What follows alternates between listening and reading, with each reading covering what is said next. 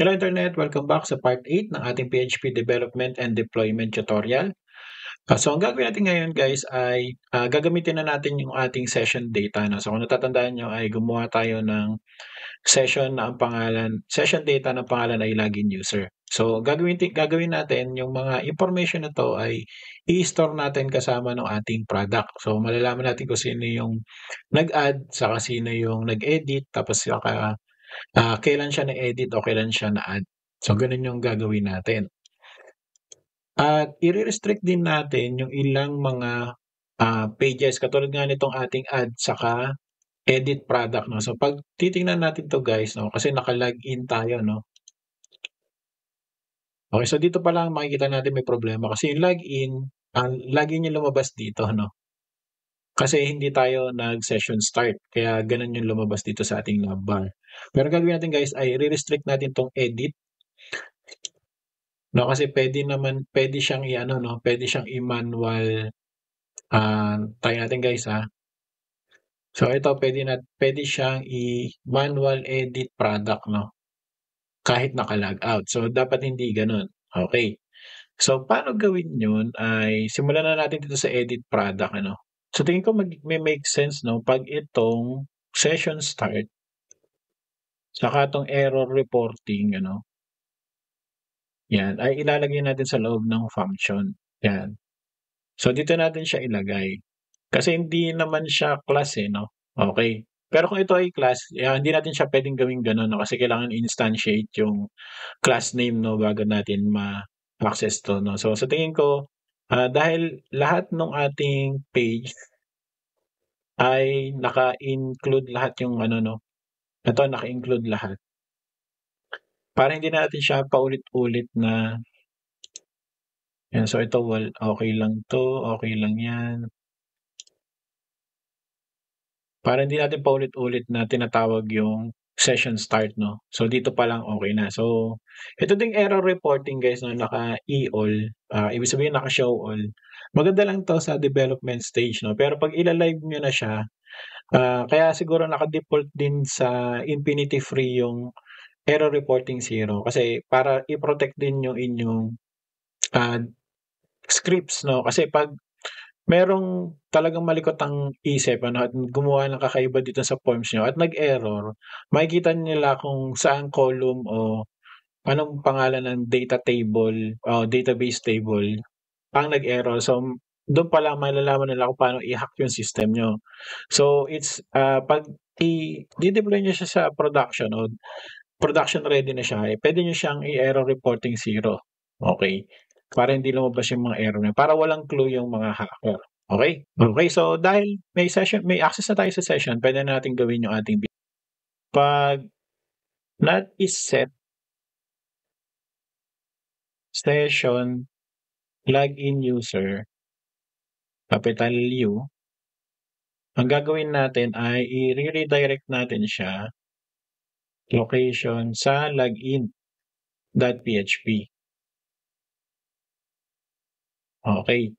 So ito ay lalagay na rin natin sa add product ha. Okay, so ibig sabihin 'pag hindi naka-login, nare-redirect siya dun sa ating login. So parang ito 'no, kasi hindi naman siya naka-login kaya nga ano, wala yung add button natin saka yung mga edit pero, puwede siyang i-manual dito sa URL so which is bad ano, 'yan puwede siyang i-manual dito sa URL at maa-access siya. So, i-upload na natin yung ating files. Maganda siguro i-upload na natin lahat ano. Do this to all files, upload. Okay, so refresh. Yun, so magre-redirect siya doon sa login form, pati yung ating add product ano, add product, 'pag tinry nilang accessin yan, magre-redirect sila dun sa login. So, bakit na naman hindi 'to naka-HTTPS ano?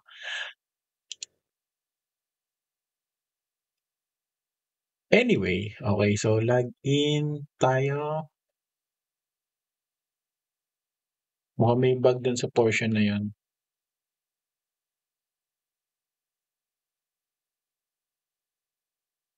Okay, so nandito na yung add new product.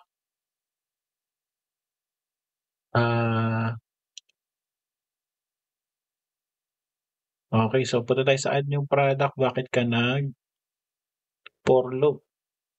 So may mga weird na nangyayaring ganito 'no. So tingin ko rin kasi dahil nag-i-include tayo. So try natin add product, upload,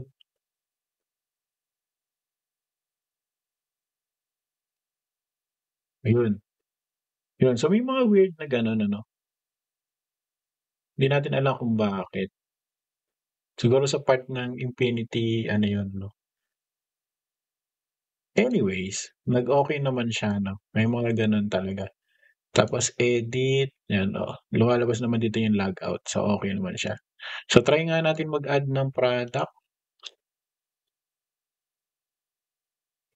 try natin yung walang ano na, walang, image, so save. So okey naman siya pero walang image dito, pero yun lang 'no, lumabas yung test. So try natin, ayan 'no, so may error ano dito, failed. So kailangan natin i-revise yun. So anong nangyari 'pag add product at 'di tayo nag-supply ng ito ang problema natin 'no, yung field. So upload image, nag-return siya ng anong data 'to, file upload failed. So ito 'no, yung ni-return niya. So ang gagawin natin guys ay 'yan, failed na lang din kasi ang nangyari nag-true 'no, kasi not equal to failed 'to, eh. So nag-true pagdating siya dito nag-true yung, condition kaya nag-insert siya. Okey, so try ulit natin 'to 'no,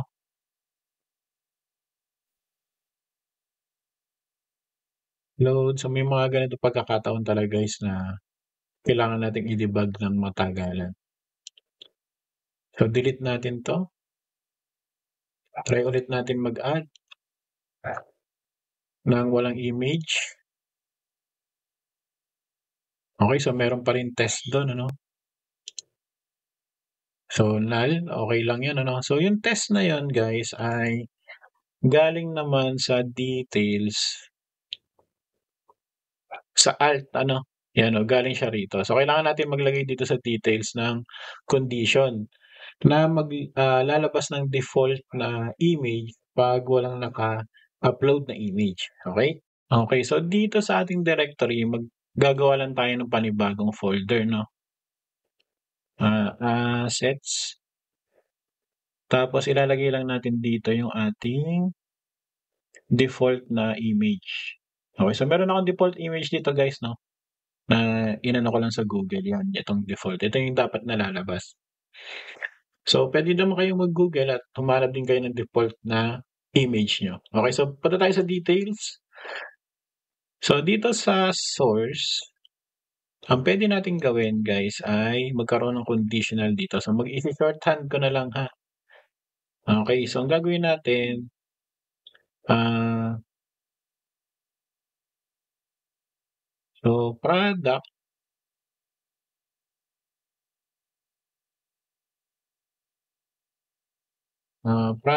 image,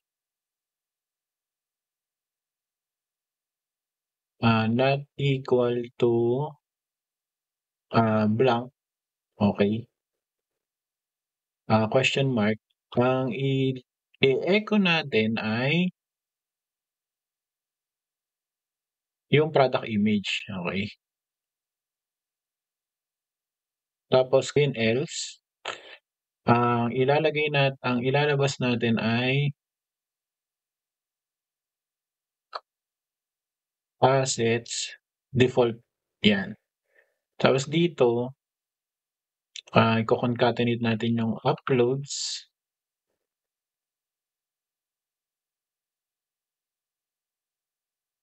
tapos dot, 'yan concatenation.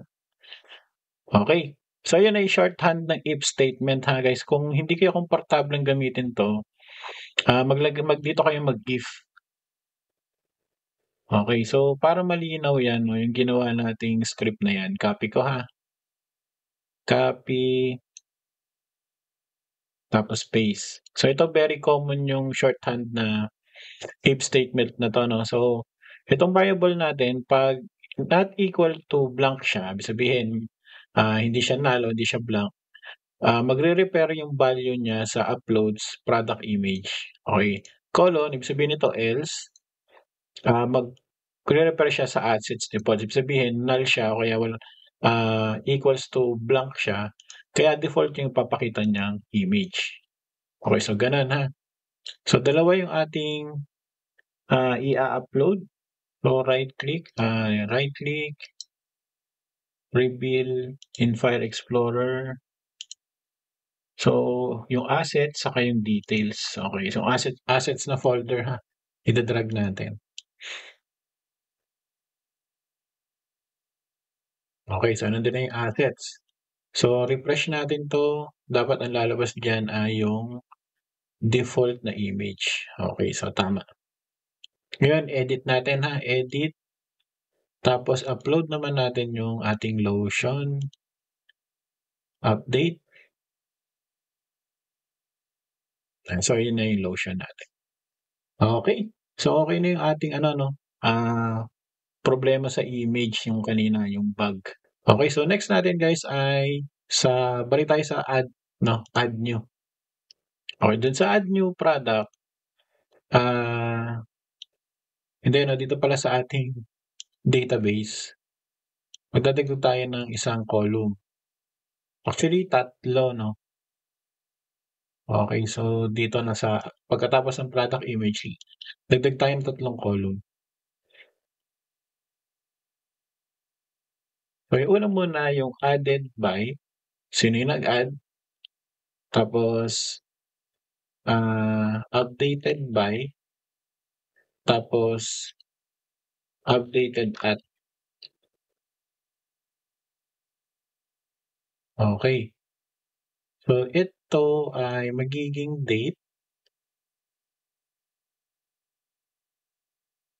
date and time, okey. Tapos itong added at saka updated by saka added by ay puwede rin 'tong null guys 'no, kasi by default, wala siyang value.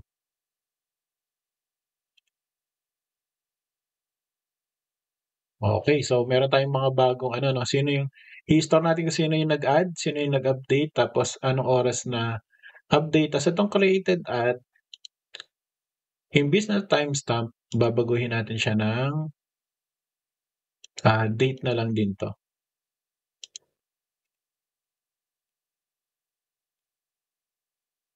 date and time.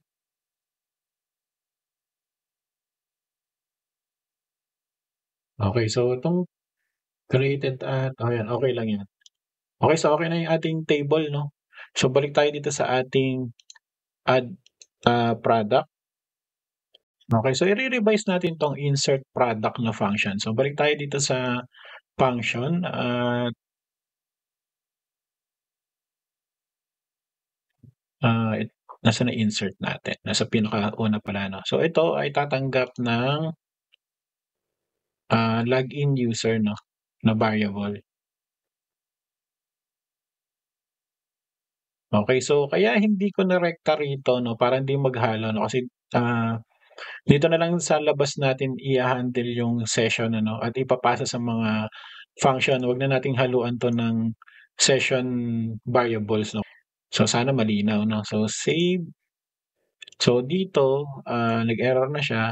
Ipapasa naman natin ngayon dito yung underscore session, ah, login user. Okey. So tama ba ako, login user? Oo, login user. Okey, so magkakaroon tayo ng access ngayon dito sa login user na array. Meron naman 'tong security na 'pag hindi naka-login, ire-redirect niya, so hindi 'to mag-e-error. Okey? So ang mangyayari niyan, balik tayo dito sa MySQL 'no, yung added by, sasama na natin siya dito 'no. So added by ay equals sa, ah, added by na data o, placeholder 'no. Tapos magba-bind params ulit tayo na equal diyan sa added by, pero 'yan ay login user o either first name o email na lang ano, email yung ating i-store, okey. So meron pa 'no yung ating created at. So yung ating created at,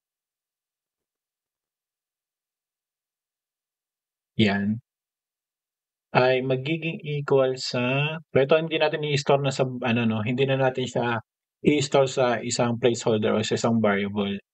Ang mangyayari niyan ay tatawagin lang natin yung now. Okey, so ibig sabihin ng now yung current date and time ngayon. Pero, kailangan natin i-set yung ating SQL set time zone. Okey, so tingnan natin guys kung ano 'to, gagana. Time zone equals to plus 08 o 8 hours. So kailangan naka-encapsulate siya sa single quote. Okey, tapos PDO, exec, okey, SQL set time zone. Okey, so, naka-A sa Manila na 'yan 'no 'pag ganyan. Tapos dapat ang lalabas sa, now na function ng MySQL yung current date and time ngayon. Okey, so try na natin guys 'no. So dalawa yung ating i-upload, yung ating, add product saka yung ating function.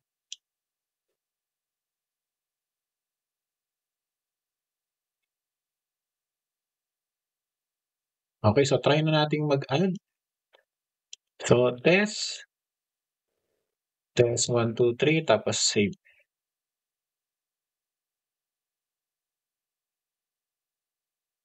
Okey. So tingnan natin ngayon yung ating database. Okey, so mukhang okey naman yung ano 'no, yung created at 23:05. Okey, so 23 is 11 ano, o'clock. So okey siya tapos yung added by ay na-store dito, yung ating email. So okey siya guys, okey. So next naman yung ating edit. So similar lang din yan guys 'no, dun sa function, copy ko na 'to ha. So function o edit product, ah, set muna natin yung time zone, tapos ito rin ay tatanggap ng, login user na variable, where ID, so dito tayo sisingit ano. So yung ating updated underscore by, updated underscore by ay equal to, dated by, okey. Tapos ilalagay natin dito na iba-bind param lang natin, so dito sa taas. So yung ating updated by ay equals to login user tapos email, okey. Tapos sumunod ay yung ating updated at, okey. So yung updated at natin ay equal to now na function. Okey, so where ID equals product ID. Okey, so balik tayo dito sa ating edit product at isusupply lang natin yung ating session login user. Okey. So balik tayo rito 'no at i-upload natin yung function saka yung ating edit product.php. Okay, so try nating i-edit. So ah, 4 tapos update. Okay. So kung tingnan natin yung database natin,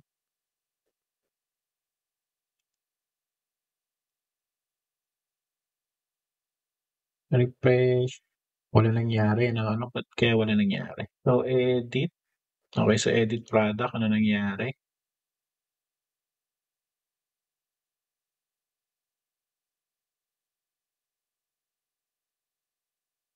So, updated by equals to updated by.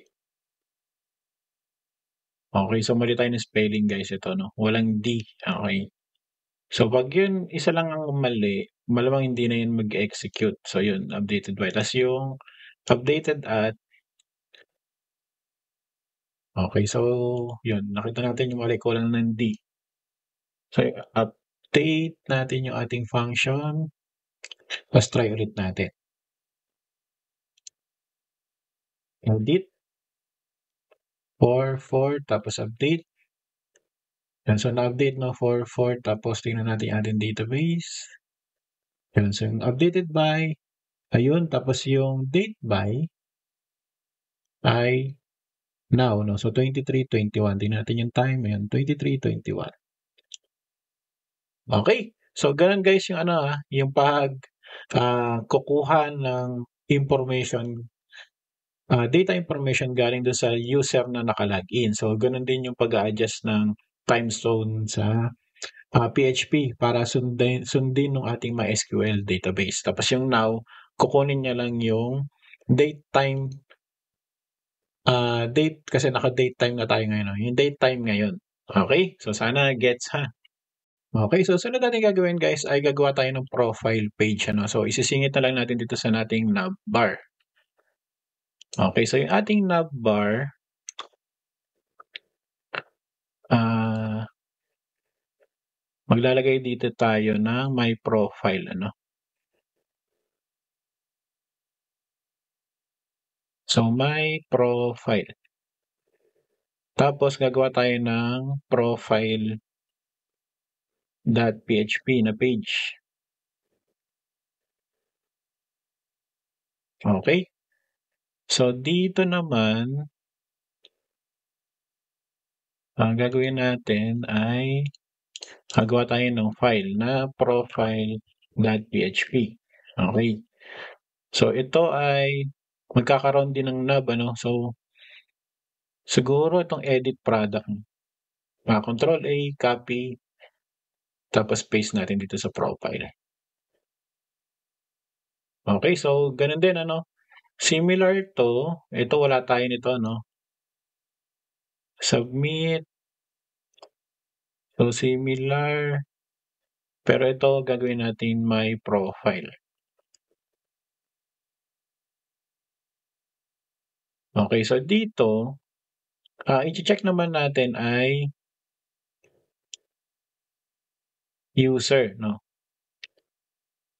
Control, Alt J para bumaba tapos Control D,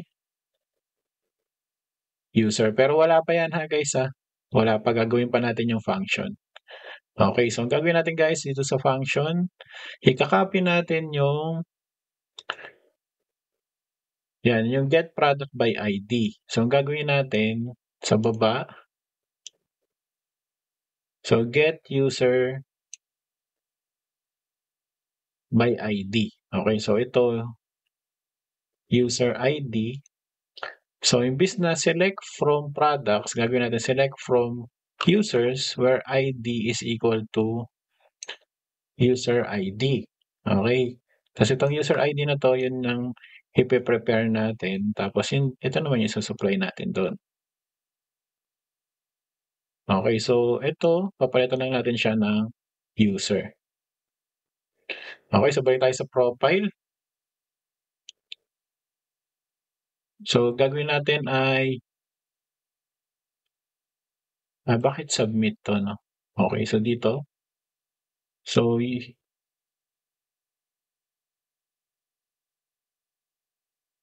iche-check muna natin, actually, ano na 'yan 'no, given na meron na tayong, session login user. So gagawin natin guys ay user is equal to, get user by ID, papasa natin dito yung ating user ID dun sa naka-login ha. So dapat ito may laman na 'no, dapat ito ay gagana, okey. Tapos ito ay imbis na product name, first name. So, copy paste lang ha guys ha. Ito naman yung last name. Okay, so ito, first name, tapos ito, last name. Okay, so tatanggalin ko na 'to guys na ito, tapos itong image, tanggalin na rin natin 'no, tapos ito update profile. So ito okay 'to 'no, tapos user does not exist na lang 'to. Okay, so ito na yung ating profile ano 'no, form. So ano lang 'no, sinimplihan lang natin 'no, pero nasa inyo naman 'yan guys kung gusto niyong maglagay ng iba pang information 'no, katulad ng age, birthday, saan nakatira yung user niyo, yung puwede niyong, bago-baguhin dito. Pero sang lesson na 'to ay ganito lang ano. So try nga natin i-view. So punta tayo dito sa ating file manager at i-upload natin yung function saka yung, profile. Okey, pero di pa tayo tapos kasi kailangan natin punta sa templates, i-upload naman natin yung ating, navbar.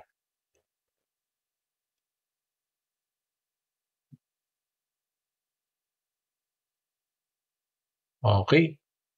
So, HTTP Talks, yan, okay na. So, balik tayo rito, refresh. Okay. So, nakalimutan natin 'no, dapat yung navbar ay kasama ni yung navbar, yung my profile ay kasama ni logout. So, ito dapat, lalabas lang din 'pag meron naka-login. Okay, so anyway, i-upload na nga lang natin ulit. Templates, navbar.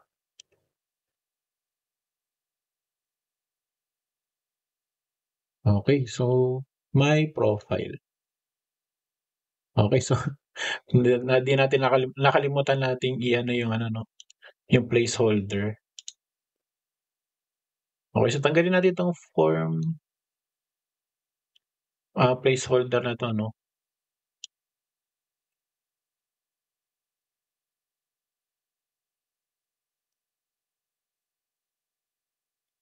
Okay, so ang pinagtataka ko bakit wala itong tapos yung last kasi wala nga 'no.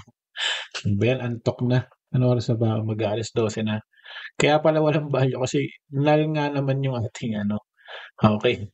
Anyways, tutuloy ko na lang din ano. So, pag-update natin, kung ano yung ilalagay ni user dito, ilalagay natin, i-update natin ngayon yung ating user information. So, gagawa tayo ng function na yun ha. So, punta tayo sa function.php. So, function update user info.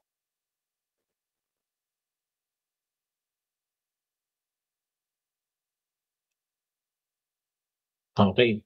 So, dito ay papasa natin yung ating user ID, tapos yung ating first name, tapos yung ating, last name. Okay, so kaya hindi natin sinama yung email saka yung ID kasi kailangan hindi yan nababago guys, lalo na yung email ano. Dapat di siya nababago kasi dun natin, ah, yun yung pinaka username at username login niya 'no, yung email. So, kung kailangan natin baguhin yung email guys, kailangan mayroon tayong iba pang proseso para i-allow yung user magpalit ng email. Okay, so keep in mind ha. So, try catch. Okay, so copy paste ko na lang 'to guys ha. Okay. So, nasaan na yung update natin? Ka-copy ko na lang din 'yun ano.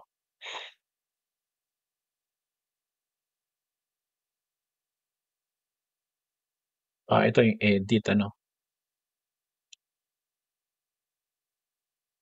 Anyway, ito na lang. So, yung statement natin, okay.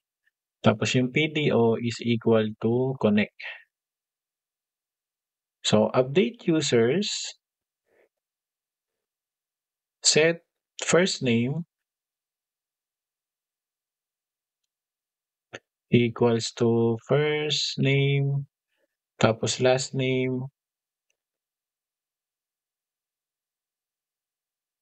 equals to last name.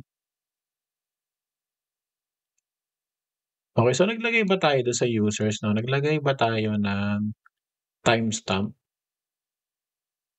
So, parang hindi ano, structure. So, created at lang yung nilagay natin dito. Okay, i-add na lang natin guys 'no, yung added by. So, itong created at gawin na lang natin siyang last update ano. Okay, so every time na ma-update yung data, mag-a-update din 'tong current timestamp 'no.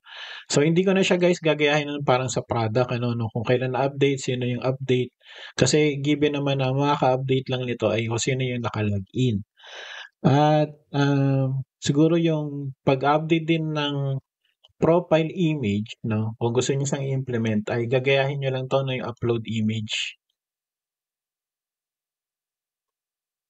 Kung ano yung approach natin dun sa product, yun lang din yung gagawin natin 'no. So, pero sa lesson na 'to hindi ko na siya gagawin ano. Okay, so statement,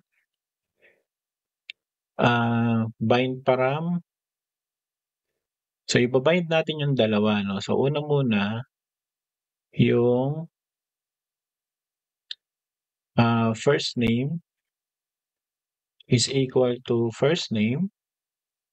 So, copy natin ng dalawang beses ano. Okay, last name, updated by hindi natin gagawin 'to 'no. So,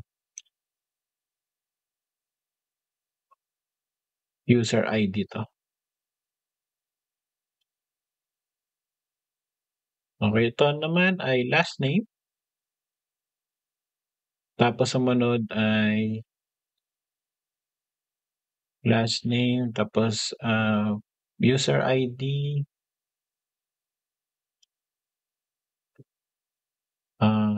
user ID. Okay, so dun galing ha.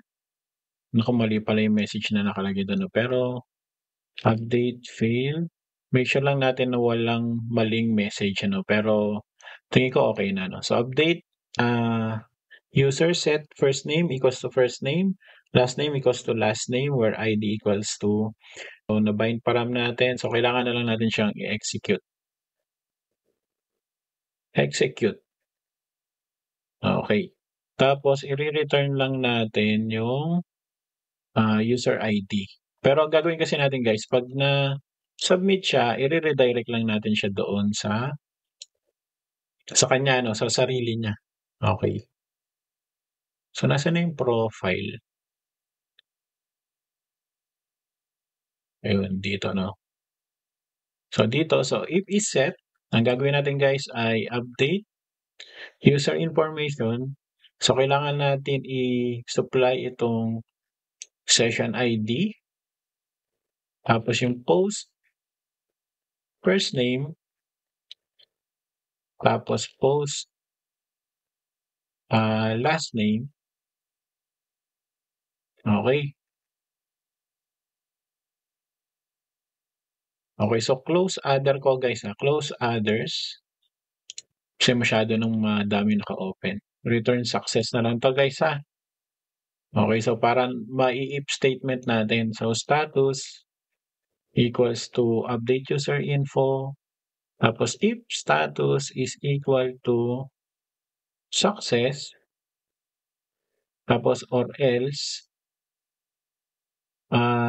nasaan yung ating register? Ito yung ilalabas niya yung error ano. Tapos yung status ang isu-supply natin dito. Okey, so kung may nangyaring kakaiba ang ilalabas niya ito ano yung update field. Okey, so dito naman if status is success saka tayo maghe-header, location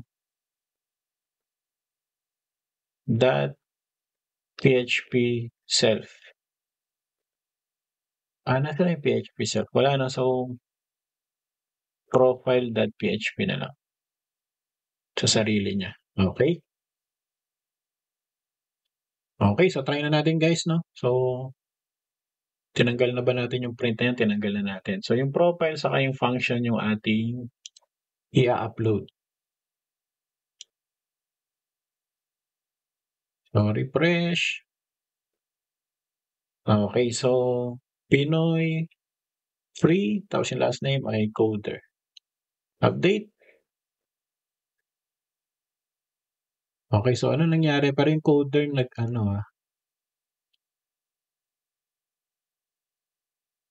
nag-update yung Coder natin. So, ano nangyari?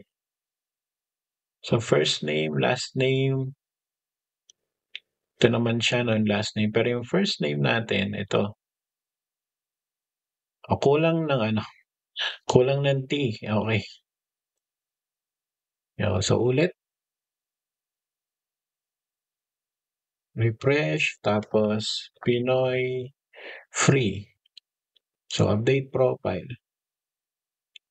Okay, okay na siya, no? Tapos tingnan natin tong ayun, so yung first name natin ay Pinoy Free, tapos yung last name natin ay Coder. Okay, so okay na yung ating profile page, no? Tapos sa products, okay na rin siya. Tapos yung ating view, okay na rin to, no? Edit, okay na rin. So, huwag nag-log out. Bumalik tayo dun sa ads. Yan, so pag bumalik tayo dun sa pinaka-index, login lang yung lalabas dito saka yung products, ano? So, hindi makikita yung my profile kasi wala naman naka-login. Tapos pag biniyo natin to, wala din naka-login. So, ito na lang, no? Last ay, okay, so ang gagawin natin guys, kukumpletuhin natin tong details, ano? Kasi maraming nadagdag na data. Okay, so details, so sa updated at, copy paste. So, lalagyan na natin dito yung updated at. Okay, so dito, so added by,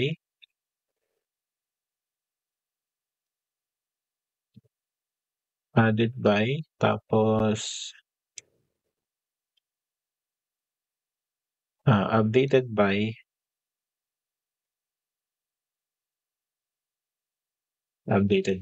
okay. Update natin tapos i-upload natin yung details.php.